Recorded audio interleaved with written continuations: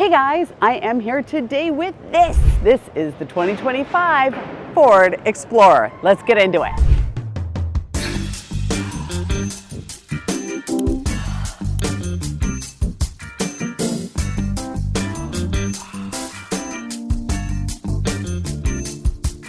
So 2025 marks 35 years of the Ford Explorer.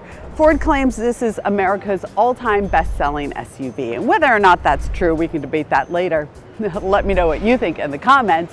But regardless, this is an incredibly popular SUV. And I know people that buy Explorers over and over and over again. When people love this car, they tend to stay in it. Now let's take a look at 2025 and see if that's going to be true for this model year. So the first thing you'll notice about the new Explorer is you'll notice a bigger grille, a different grille, and new headlamp architecture, right? You can see those are a little bit different. And there are changes to the back end too. Let's get into that. And then on the back end, you'll notice new tail lamp architecture and new rear bumper. What's really great to notice here is standard towing across all trims is 5,000 pounds. And also there's a touch-free powered liftgate, and the powered liftgate is standard across all the trims as well. You just have to find where the button is, but I can't do that. But I'm going to find it because I love you all enough to go through this search and find it. I have no idea where it is. Under what? Under the last R. Oh, the last R.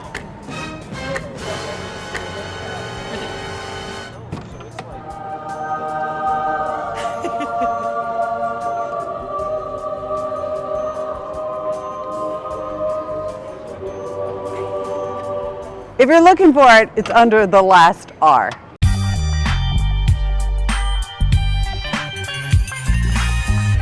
So in terms of engine options, you've got two.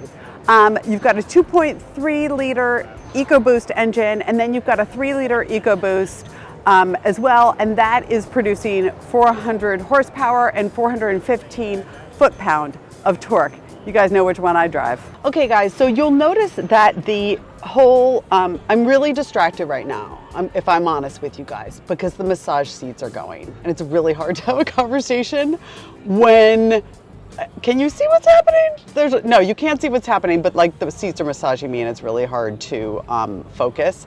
It's kind of fantastic, I'm not gonna lie. But here's a little surprise for you.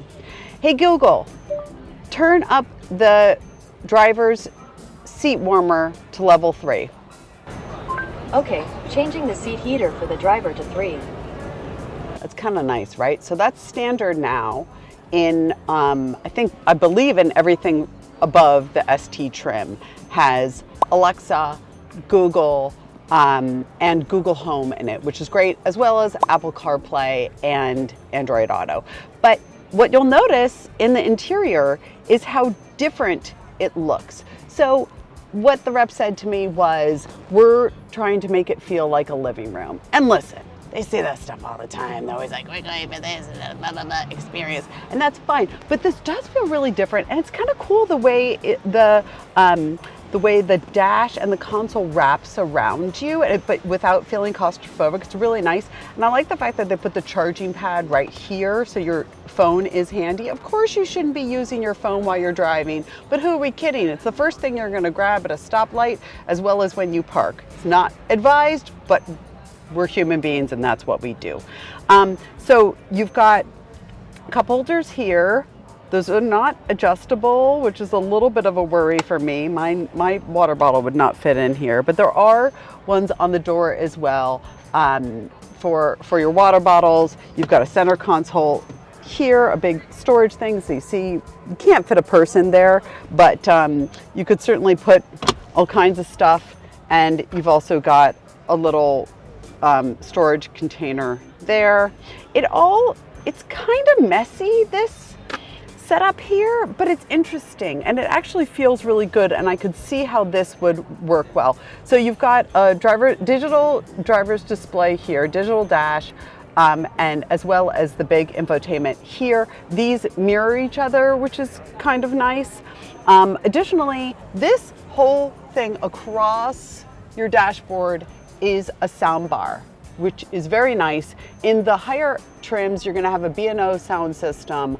On the entry level, you're gonna have a different one, but this is well integrated. It's very nice. Okay, let's check out the back seat. So, easy ingress, I like it. This is comfortable, you guys. Oh, Jesus, I forgot to mention this. Those front seats are insanely comfortable. It's actually the most comfortable forward seat I've ever sat in. Apparently, they've done a lot of ergonomic work on their front seats. But these back seats are nice. These are the captain's chairs, so you've got the option between the captain's chairs and the bench seating. I was told that there wasn't a difference in price, but I want you guys to, you might want to ask your dealership about that. Armrest right here, which I love. You've got a cup holder here, which is questionable. And like, I don't know what this is supposed to be, OS handle maybe. We've got vents here, as well as you can control the heating and cooling back here, as well as heated seats, which is fantastic. Again, this is the platinum trim, so be sure that you look at your trims to be sure that they've got that. You've got the large moonroof and sunroof that stops in the second seat. Your third row is not going to benefit from the glass roof, but whatever, they've got windows back there, they'll be fine. Let's go take a look at that. So here I am in the third row. These seats are fine. They're not as extraordinary as the other ones, but you know, you don't really expect that in the third row. We've got cup holders back here. We've got a few, if we're honest with ourselves, kind of useless openings here that I don't know what you're supposed to put in here, and those are just gonna collect dust and crumbs from your kids' snacks. Sorry, but we both know it's true. You've got USB-C here. There are a total of 8 in this vehicle. The third row does have vents on the ceiling, which is nice. Because you know, it can get really claustrophobic if you don't have vents by the third row. They cannot control their heating and air back here, so keep that in mind. But it's a nice third row. So let's take a look at this back end. If you drive an Explorer, you're somebody who puts a lot of stuff back here. So let's take a look at it. The good news is this is powered. So there's a button here that can do the left and the right at the same time. And you can see that, again, this is not a third row for 3 people. These are 2 seats, which is completely fine. I don't see a spare back here, which I will investigate and find out for you guys. But it's a great size, right?